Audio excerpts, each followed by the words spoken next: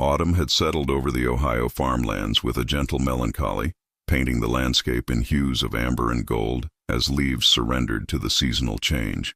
The Miller homestead sat nestled against a backdrop of oak trees whose branches swayed in the cool October breeze, a modest, two-story wooden structure that had weathered 15 harsh winters since the family had claimed this plot of fertile soil as their own. Inside this humble dwelling lived 15-year-old Jennifer Miller, a quiet girl with chestnut hair that fell in waves down her back and eyes that seemed to hold wisdom beyond her years. Jennifer spent her days helping her mother with household chores, tending to the vegetable garden that sustained them through winter, and occasionally assisting her father and older brother in the cornfields that stretched toward the horizon. The Millers were respected in the nearby township of Ridgewood, known for their honest dealings and hard-working nature. Thomas Miller, Jennifer's father, had served as a town councilman for 3 years, while her mother, Martha, was renowned for her healing knowledge of herbal remedies. Jennifer herself was regarded as a bright, if somewhat reserved, child, who had shown an aptitude for numbers and letters that impressed the local school teacher, Mrs. Holloway. Life in Ridgewood followed the predictable rhythm of rural existence, planting in spring, harvesting in autumn, and weathering the harsh winter months through community support and careful preparation. Nothing in this established pattern could have prepared them for the strange events that would soon unfold. On the evening of October 17, 1821, an unusually violent thunderstorm descended upon the Ohio Valley. The sky darkened prematurely, casting an eerie twilight over the land hours before sunset should have claimed the day. Lightning tore through black clouds with alarming frequency, illuminating the countryside in brief, ghostly flashes that transformed the familiar landscape into something alien and foreboding. The Millers gathered in their main room, Bible open on Thomas's lap as he read passages by candlelight, a family tradition during storms meant to calm nerves and provide spiritual comfort. Jennifer sat by the hearth, her fingers working methodically at a piece of embroidery, though her eyes occasionally darted to the windows where rain lashed against the glass with uncommon ferocity. As night fell completely, the storm intensified. A particularly violent thunderclap shook the very foundations of the house, causing the flames in the hearth to dance wildly and cast distorted shadows across the walls. Jennifer later recalled feeling a strange sensation at that precise moment, as if the air around her had suddenly become dense and charged with an inexplicable energy. Her embroidery hoop slipped from her fingers, clattering to the wooden floor as she gazed, transfixed, at something no one else could see in the corner of the room. Her parents, noticing her unusual stillness, called her name with increasing concern, but Jennifer gave no indication of hearing them. When she finally retired to her small bedroom in the attic, she fell into a deep sleep despite the continuing tempest, her face unnaturally serene amid the storm's chaos. The following morning dawned clear and pristine, as if the night's violence had purged the sky of all impurity. Dew glistened on the grass, and birds resumed their cheerful chorus as the Miller family began their day. Thomas had already departed for the fields when Martha called for Jennifer to come down for breakfast. Receiving no response, she climbed the narrow staircase to the attic room, gently pushing open the door to find her daughter sitting upright in bed, eyes open, but strangely unfocused. "Jennifer, dear, are you unwell?" Martha inquired, moving closer with maternal concern etched on her features. It was then that Jennifer turned to face her mother and opened her mouth to speak, but what emerged were not the familiar words of English or even the German phrases Martha had taught her from her own childhood. Instead, a stream of sounds, unlike anything Martha had ever heard, poured forth from Jennifer's lips. Syllables that seemed to slither and curl through the air, consonants that clicked and rasped in patterns that felt ancient and somehow wrong to human ears.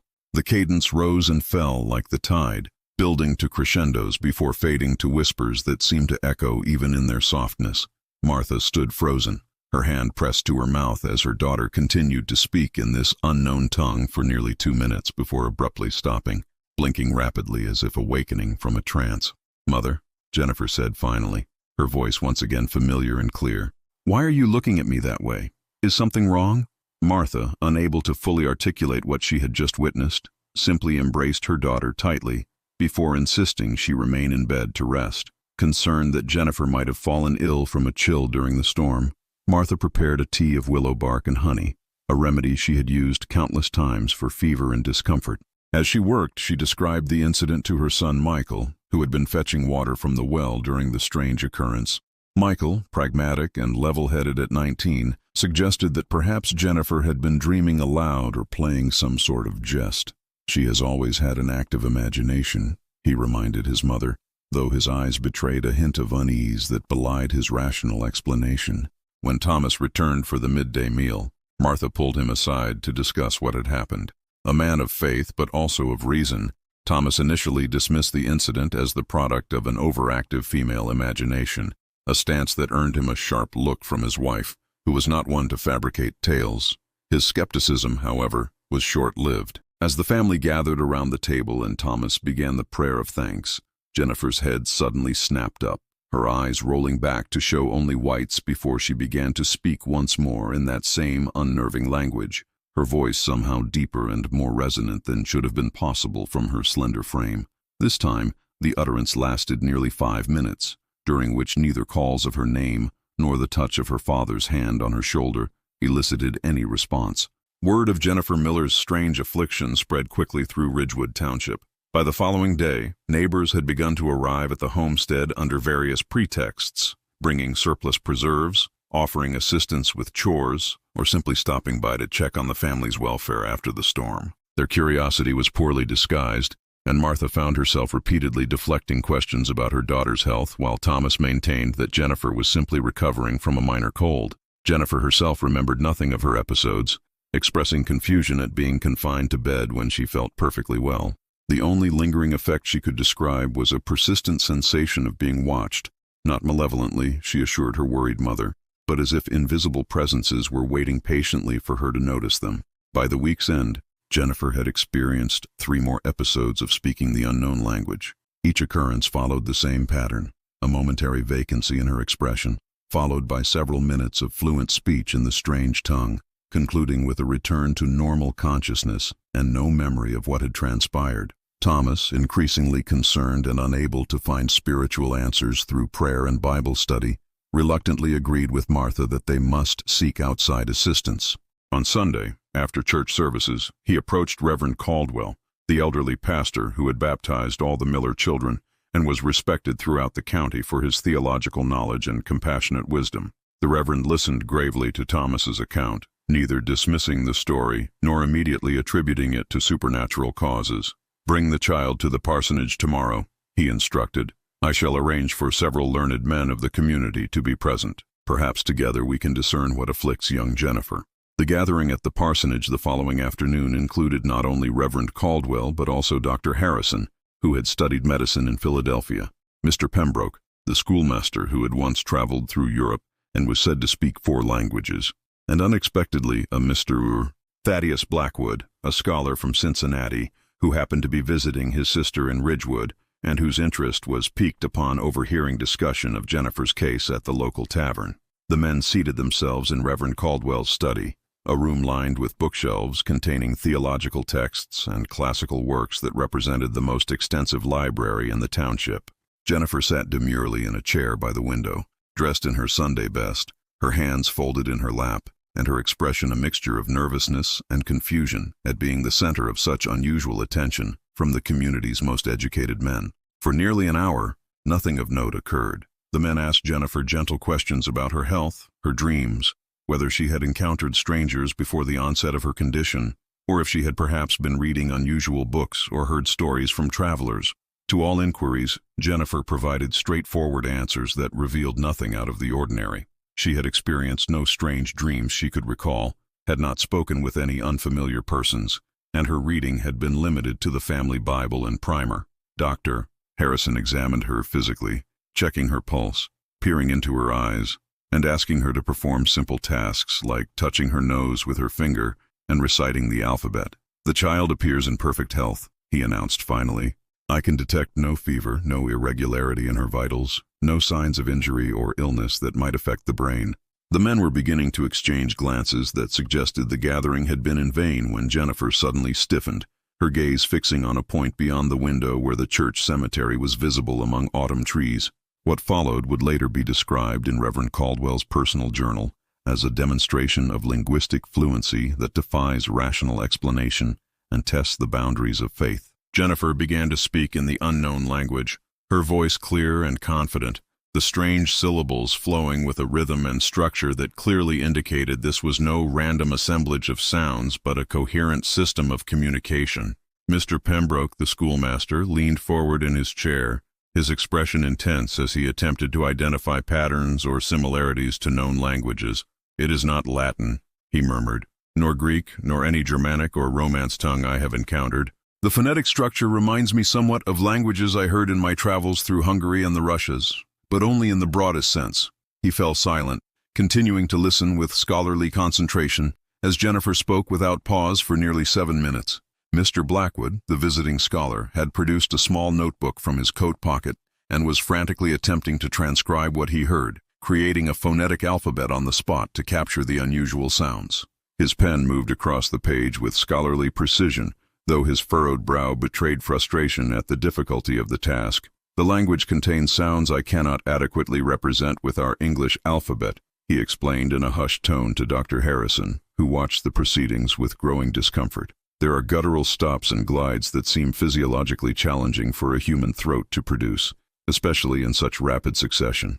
Indeed, Jennifer's speech had accelerated, the words, if they were words, tumbling forth with increasing urgency, as if she were relaying vital information that must be conveyed before some unseen deadline expired. When the episode finally ended, Jennifer blinked several times before focusing on the men around her, all of whom were now staring at her with expressions ranging from academic fascination to poorly concealed alarm. "Have I said something wrong?" she asked in perfectly normal English, her voice small and confused. The silence that followed her question was broken by Reverend Caldwell, who rose from his chair and placed a paternal hand on her shoulder.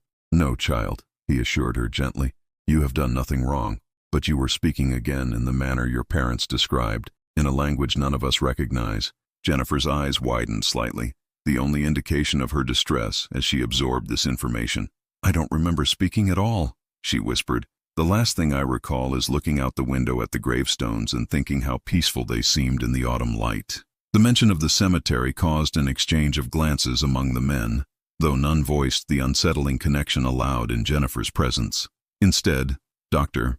Harrison suggested she might benefit from some fresh air, and Martha Miller, who had been waiting anxiously in the parsonage kitchen, was called to take her daughter for a short walk around the church grounds while the men consulted privately. Once assured that Jennifer was out of earshot, a heated discussion ensued. "It is a case of spiritual possession," declared Reverend Caldwell, though his tone lacked conviction. "The child should be subjected to prayer and fasting." Dr. Harrison vehemently disagreed, citing medical cases he had studied where patients suffering from certain brain fevers had spontaneously spoken in gibberish that sounded structured but held no actual meaning. Mr. Pembroke, more measured in his assessment, suggested that Jennifer might unconsciously be reproducing sounds she had heard elsewhere, perhaps from Native American traders who occasionally passed through the region or from immigrant laborers who worked the canal projects to the north. It was Mr. Blackwood who offered the most unsettling hypothesis, one that he prefaced with an apology for its speculative nature. "Gentlemen," he began, adjusting his spectacles nervously, "I have spent considerable time studying ancient languages and folklore at the University in Boston. There exist accounts throughout history of individuals, often young women on the cusp of adulthood, who have temporarily served as what folklore terms speakers for the departed. These cases have been documented across diverse cultures, from the oracle at Delphi in ancient Greece to shamanic traditions in Siberia." He paused, clearly aware of the skeptical expressions around him before continuing. "I am not suggesting supernatural causes, merely noting the cross-cultural persistence of this phenomenon. Modern science seeks rational explanations for such occurrences, perhaps a heightened sensitivity in certain individuals to environmental factors we do not yet understand." The discussion might have continued in this vein indefinitely had Martha and Jennifer not returned from their walk. The men hastily composed themselves, agreeing only that further observation was warranted and that Mr. Blackwood would remain in Ridgewood for several more days to document any additional episodes. As the Millers prepared to return home, Reverend Caldwell pressed a small silver cross into Jennifer's hand. "Keep this with you, child," he instructed kindly, "and remember that faith is a shield against all manner of afflictions." Jennifer accepted the gift with appropriate gratitude, though her expression as she tucked it into her pocket suggested she found the gesture more confusing than comforting. She had been raised in the church and had never questioned its teachings, but nothing in her religious education had prepared her for the possibility that she might need protection from forces within herself. News of the gathering at the parsonage and the scholarly interest in Jennifer's condition spread throughout Ridgewood and into neighboring communities with the speed and creative embellishment characteristic of rural gossip. Within days, the simple facts had been transformed into elaborate narratives. Jennifer was speaking the language of angels, or, conversely, uttering demonic incantations. She had been visited by spirits during the thunderstorm. She was channeling the voice of a murdered traveler whose body lay in an unmarked grave. The Miller family found themselves the reluctant center of attention, with strangers appearing at their door offering remedies, seeking blessings, or simply hoping to witness one of Jennifer's episodes firsthand. Thomas, a private man by nature, grew increasingly frustrated with the intrusions, while Martha worried about the effect of such scrutiny on her daughter's well-being.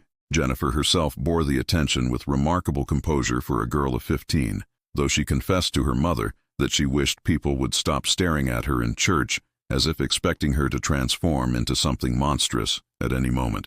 Her episodes continued at irregular intervals, sometimes occurring multiple times in a day, sometimes with several days of normalcy between them. Mr. Blackwood diligently documented each occurrence, filling notebook after notebook with phonetic transcriptions and observations about Jennifer's physical state during these periods. He noted that her pulse accelerated just before an episode began, that her skin temperature dropped noticeably, and that her eyes, though open, showed no reaction to light or movement. Most significantly, he observed that the content of her speech was not random but structured. There were clear patterns, recurring phrases, and what appeared to be specific words that were used consistently in particular contexts. By early November, word of the phenomenon had spread far enough to attract attention from further afield. A Professor Edmund Clark from the University in Columbus arrived in Ridgewood, bringing with him a letter of introduction to Reverend Caldwell and a burning academic interest in Jennifer's case. Unlike Mr. Blackwood, whose approach was primarily linguistic, Professor Clark specialized in the emerging field of what he termed psychological studies, the scientific examination of the human mind and its various states of consciousness. He theorized that Jennifer might be experiencing a form of divided awareness, wherein a secondary consciousness had developed within her mind, one that had somehow constructed its own language. The human mind is far more complex than we have previously acknowledged, he explained to the Millers during his first visit to their home.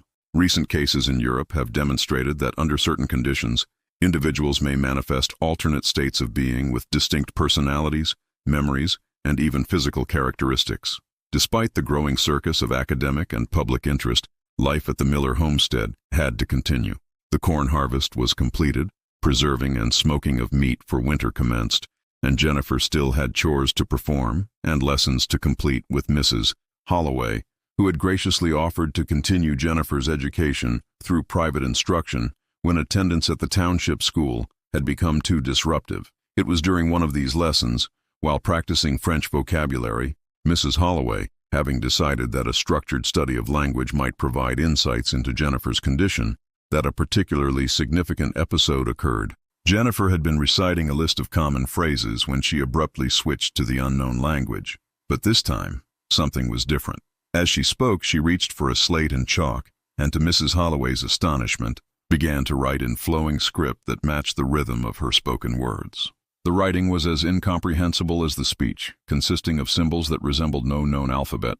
Curved lines intersected with angular marks, dots appeared in patterns above and below the main text, and certain symbols seemed to flow into others in a continuous stream. Mrs. Holloway, maintaining her composure admirably, allowed Jennifer to continue until she had filled the entire slate with the strange writing. When Jennifer returned to normal consciousness moments later, she had no memory of writing anything, and expressed genuine shock when shown the slate covered in symbols. "It looks like water flowing over rocks," she said softly, tracing one of the lines with her finger. "But I don't know how I could have written this. I don't even know what it means." Mrs. Holloway wrapped the slate carefully in a cloth before returning with Jennifer to the Miller home, where she presented it to Thomas and Martha with a mixture of professional interest and personal concern. "Whatever affects your daughter goes beyond simple utterances now," she explained. "There appears to be a complete written language corresponding to what she speaks." This development catalyzed a new phase of investigation. Professor Clark and Mr. Blackwood, now working in tandem despite their different theoretical approaches, requested permission to conduct a more controlled study of Jennifer's condition. After much deliberation and prayer, Thomas and Martha agreed, with specific conditions. The study would take place in their home, would not interfere with Jennifer's health or regular activities, and a member of the family would be present at all times. Over the next 2 weeks, the scholars established what amounted to a small research laboratory in the Millers' spare room, bringing in equipment including a primitive recording device consisting of wax cylinders, several chronometers for precise timing of episodes, and various writing implements and papers to capture any further instances of the mysterious script. As winter settled over Ohio, transforming the landscape into a pristine expanse of white, the investigation into Jennifer Miller's condition intensified. Professor Clark and Mr. Blackwood had been joined by 2 additional scholars, Dr. E. Eleanor Westfield, one of the few female physicians in the country, who had developed a particular interest in conditions affecting young women, and Father Ignatius Kovach, a Jesuit priest with extensive knowledge of ancient and obscure languages, who had traveled from Baltimore upon hearing of the case. The unlikely research team worked methodically, documenting every episode, analyzing patterns in both speech and writing, and conducting careful experiments to determine what factors might trigger or inhibit Jennifer's mysterious abilities. They discovered, for instance, that episodes were more likely to occur at dawn or dusk, were often preceded by a drop in ambient temperature, even indoors, and seemed to increase in frequency when Jennifer was in proximity to certain locations, particularly the church cemetery and an ancient oak tree on the Miller property that local lore held was once used as a meeting place by Native American tribes. Jennifer herself had grown accustomed to the scrutiny, though the persistent feeling of invisible presences around her had intensified. "They're closer now," she confided to Dr. Westfield during one of their private conversations. "I can almost see them from the corner of my eye, like shadows that vanish when I try to look directly at them. And sometimes, when I'm between waking and sleeping, I hear whispers, not in the strange language, but in English, though the words are too faint to understand."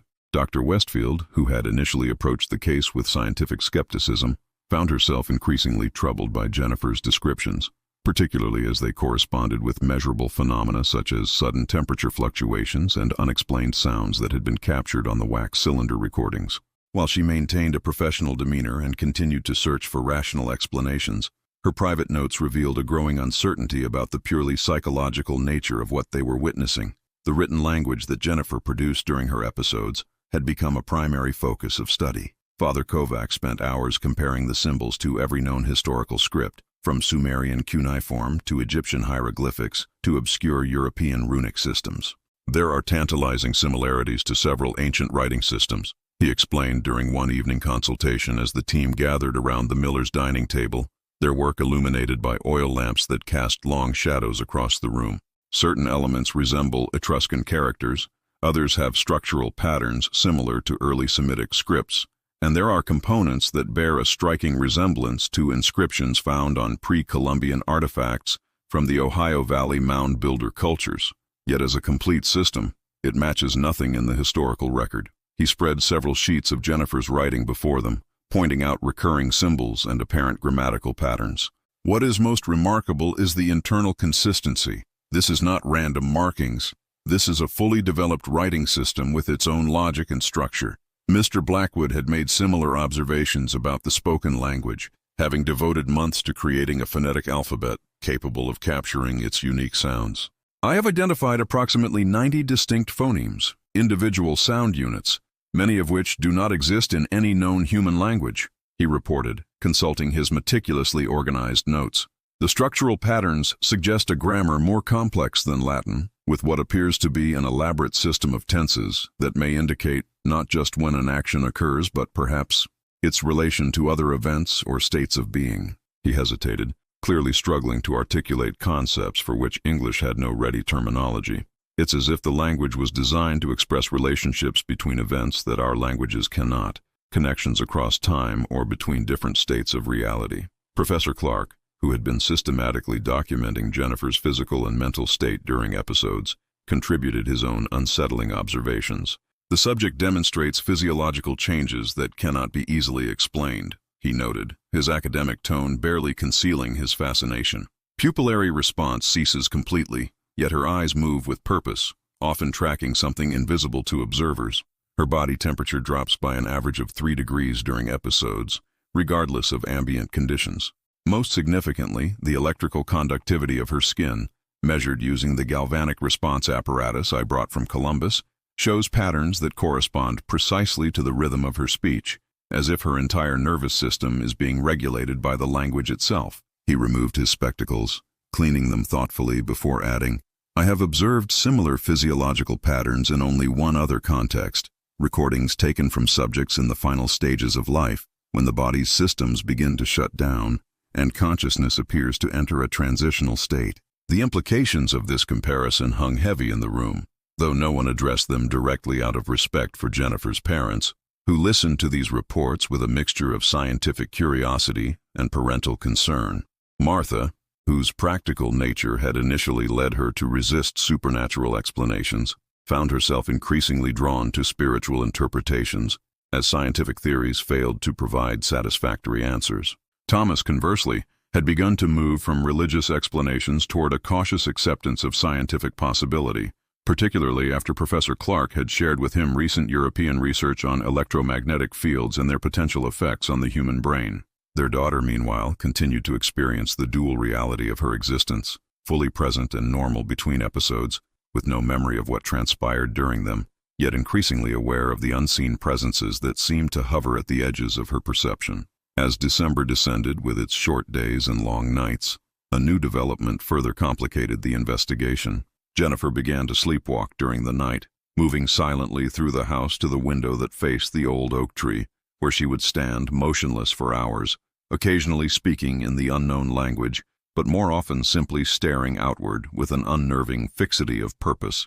Michael, who had taken to sleeping on a pallet in the hallway outside his sister's room to monitor such activity, reported that she seemed drawn to the location with an almost magnetic certainty, navigating the dark house without hesitation, despite having her eyes closed. On snowy nights, the moonlight reflecting off the pristine white landscape created an ethereal illumination in which Jennifer's slender figure at the window resembled a painting come to life, a solitary sentinel at the boundary between the warm human space of the home and the cold, ancient wilderness beyond. During one such night in mid-December, Michael was awakened by the sound of the front door opening. He rushed downstairs to find Jennifer, barefoot and clad only in her nightgown, walking purposefully toward the oak tree, despite the freezing temperature and several inches of snow on the ground. Calling for his parents, Michael grabbed a blanket and followed his sister into the winter night, unwilling to physically restrain her but desperate to prevent harm from exposure to the elements. Jennifer moved through the snow as if unaware of its presence, leaving a trail of footprints that led directly to the massive tree whose bare branches creaked softly in the night breeze. There she stopped and began to speak, not in the unknown language but in English, though her voice held a quality that Michael later described as hollow and distant, like someone calling from the bottom of a well. "They have always been here," Jennifer said, her words creating small clouds of vapor in the cold air. "Before the settlers, before the tribes, before human feet walked this land. They remember the time when the great ice covered everything, and the time before that when the sea was here. They have no form as we understand it, no bodies to house their consciousness, but they observe and remember. They have chosen me because I stand at the threshold, no longer a child, not yet a woman, my spirit still fluid enough to accommodate their presence without being consumed by it." She turned slowly to face Michael, though her eyes remained closed, her features serene despite the freezing temperature. "They mean no harm. They seek only to be remembered, to have their existence acknowledged before the changing world erases all memory of them. They speak through me because they cannot speak for themselves, and write through my hand because they cannot hold a pen. They are the echo of what came before, the whisper of what might have been." This eloquent explanation, delivered in perfect archaic English, was witnessed not only by Michael but also by Thomas and Martha, who had followed their son into the snowy night, and by Professor Clark and Mr. Blackwood, who had been working late in the makeshift laboratory and heard the commotion. When Jennifer finally fell silent, she opened her eyes, blinked in confusion at finding herself outdoors in the snow, and promptly collapsed into her father's arms. She was quickly carried back to the house and placed before the fire, her feet and hands carefully warmed to prevent frostbite, though remarkably, she showed few signs of exposure despite having stood barefoot in the snow for several minutes. When she awoke the following morning, she had no recollection of the night's events, and expressed disbelief when told what had transpired. "I don't know anything about ancient spirits or thresholds," she insisted, her face flushed with embarrassment at being the center of such extraordinary claims.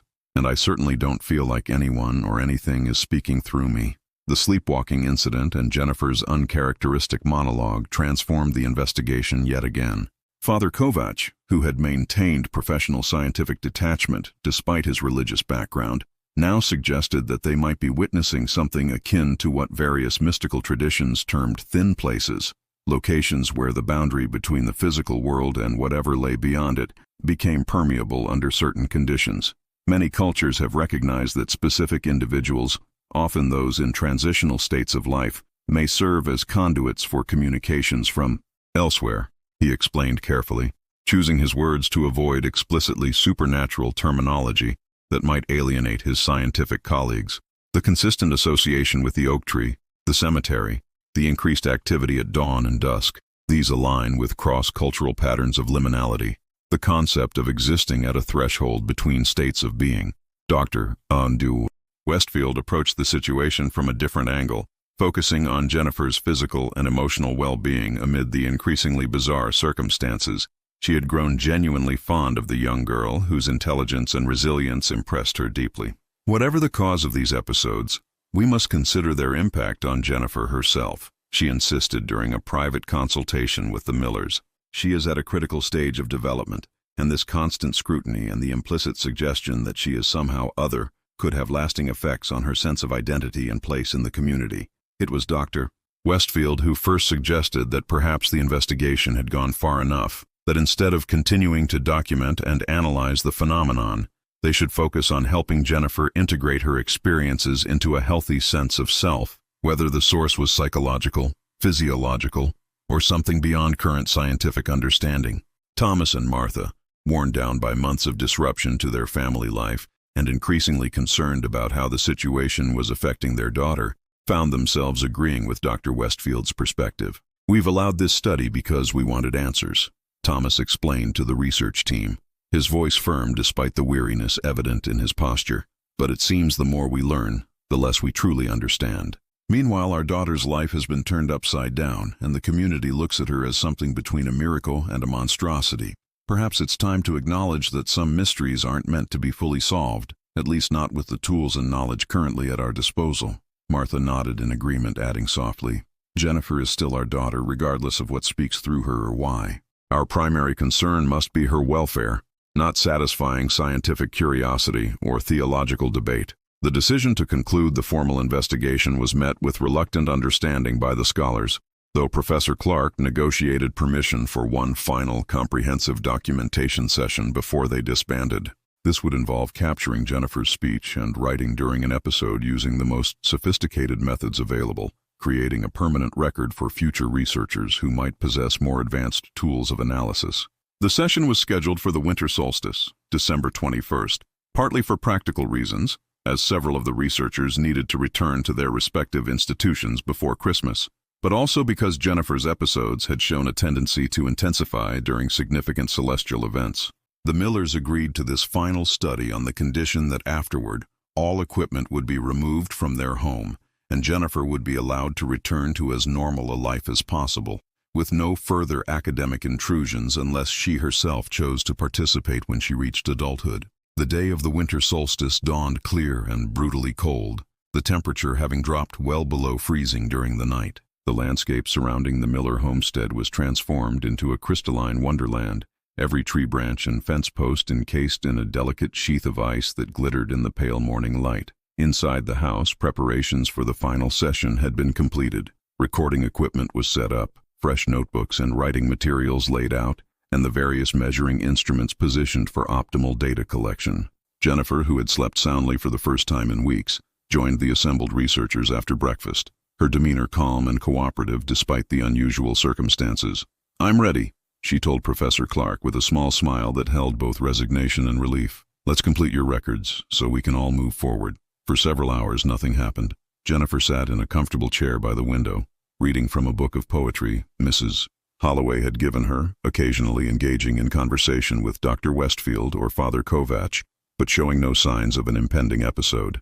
The researchers maintained their vigilance, checking instruments and comparing notes on previous observations while they waited. Outside, the short winter day began its early surrender to twilight, the golden afternoon light yielding to deepening blue shadows that stretched across the snow.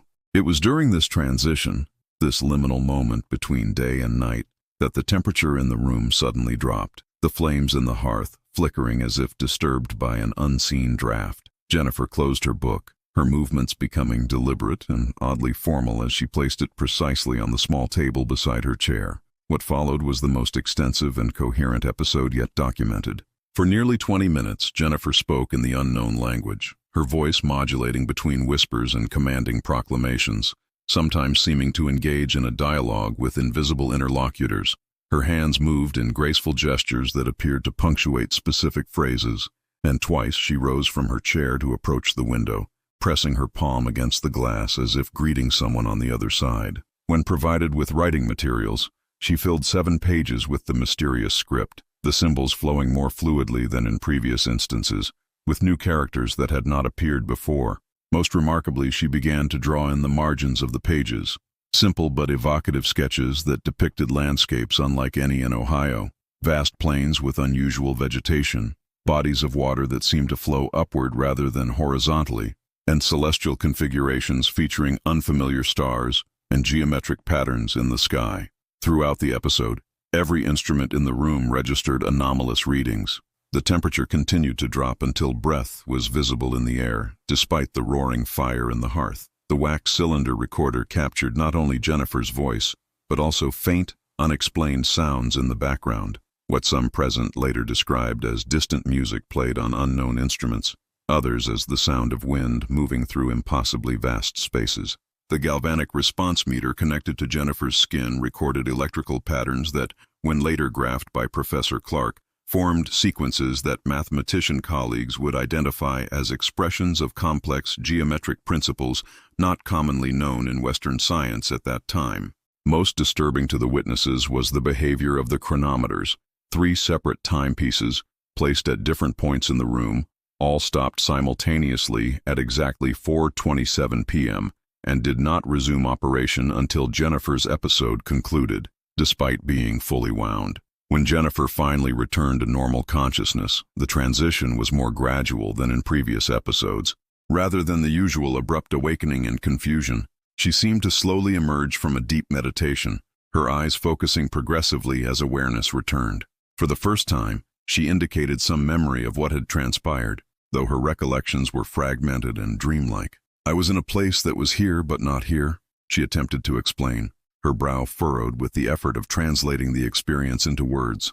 "There were beings, not people as we understand them, but conscious presences. They showed me landscapes I've never seen, taught me to understand symbols that seemed to shift and change even as I grasped their meaning. They spoke of cycles and returns, of memory preserved in stone and soil, of consciousness that exists without form." She paused, visibly struggling with concepts that exceeded her vocabulary and perhaps human language itself. "They're ancient, older than our oldest stories. They remember when this land was different, not just without our houses and farms, but geologically different. And they're lonely. That's not quite the right word, but it's close. They seek connection, recognition of their existence." The researchers exchanged significant glances as they absorbed Jennifer's unprecedented recollection.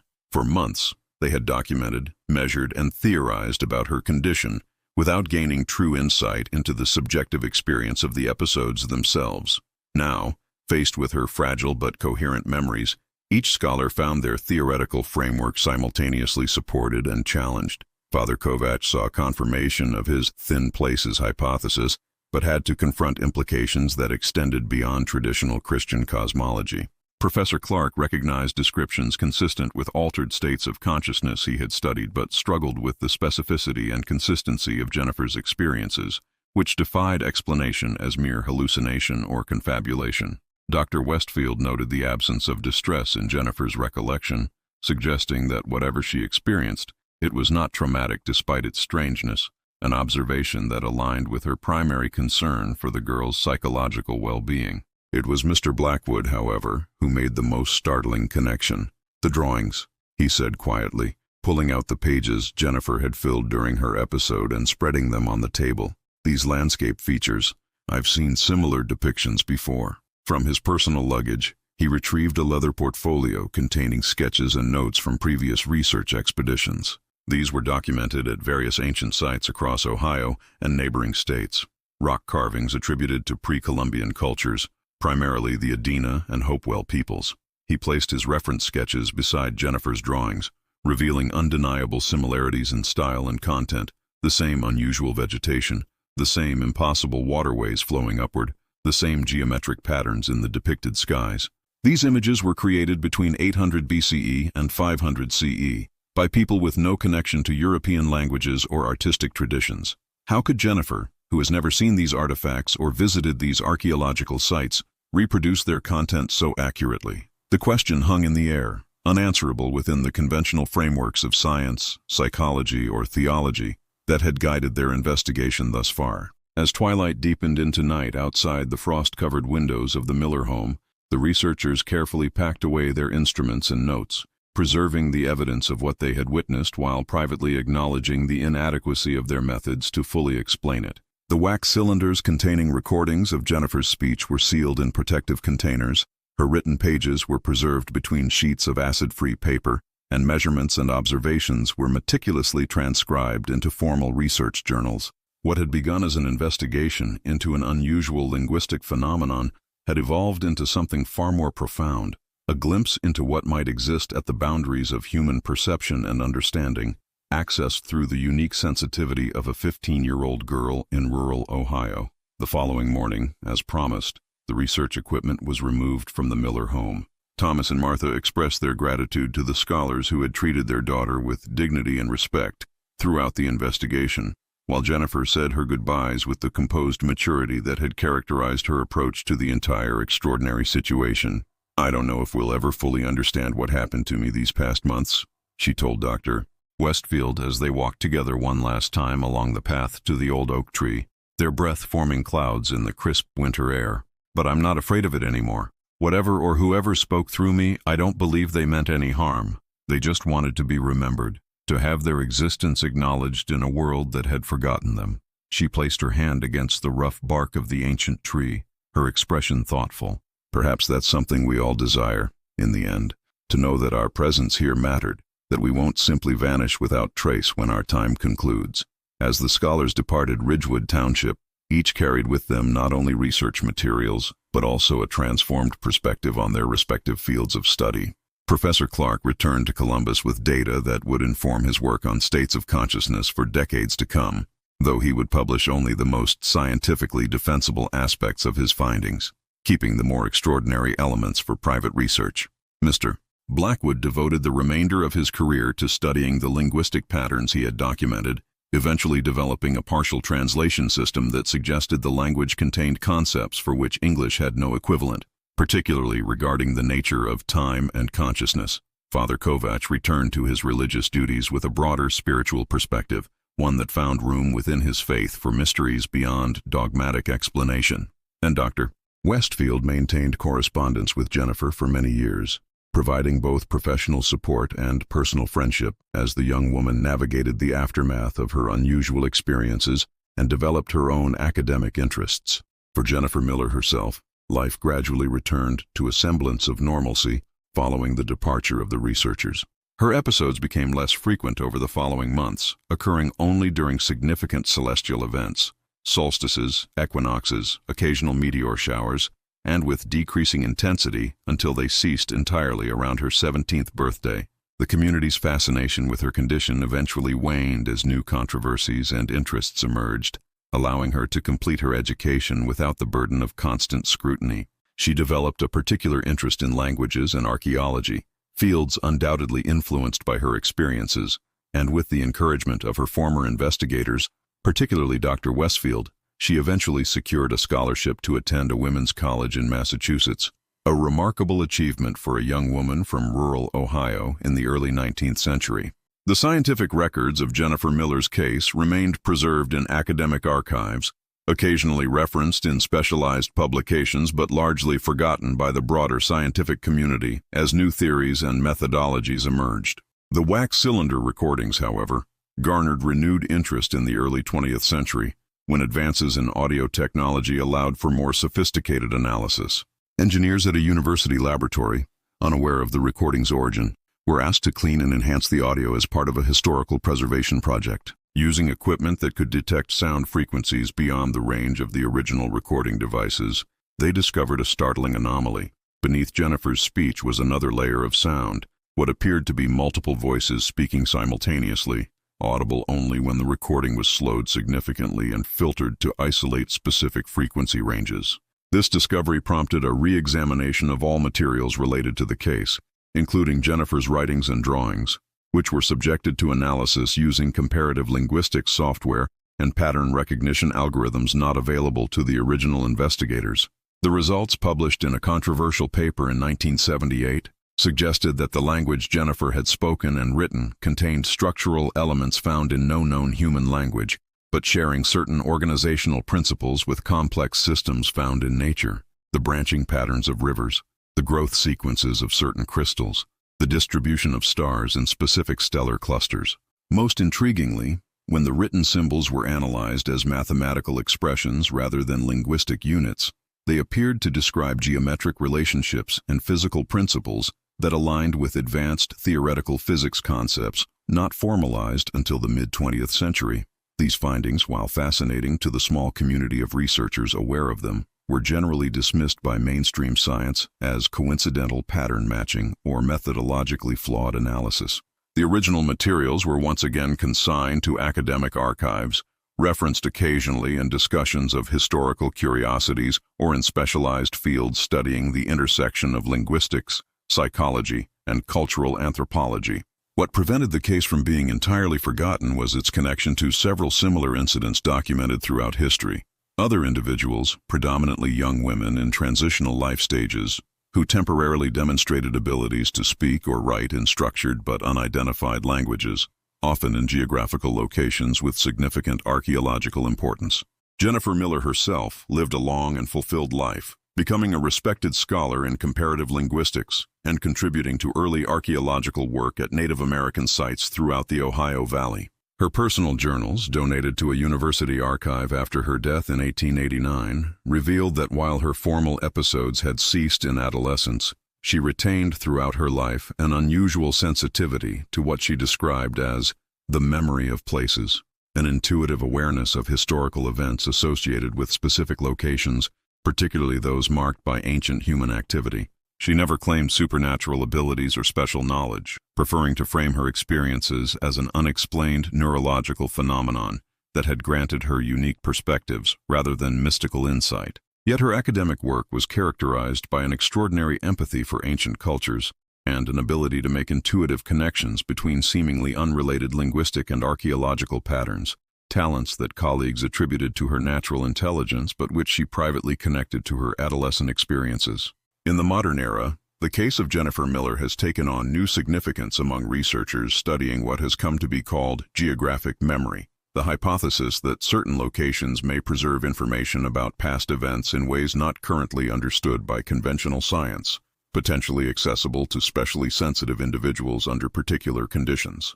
Advanced neuroimaging studies have identified unusual patterns of brain activity in subjects who report experiences similar to Jennifer's, particularly when these individuals are placed in locations with significant historical or archaeological importance.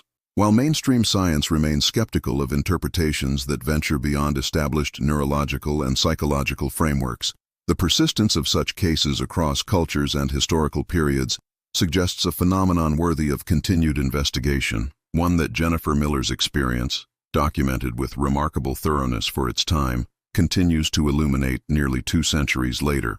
The old oak tree that featured so prominently in Jennifer's experience still stands on what was once Miller family land, now preserved as part of a small historical park outside modern Ridgewood. Local tradition holds that on certain nights, particularly solstices and equinoxes, visitors near the tree sometimes report unusual experiences: unexplained temperature drops, faint sounds with no visible source, and occasionally the sensation of being observed by benevolent but alien presences.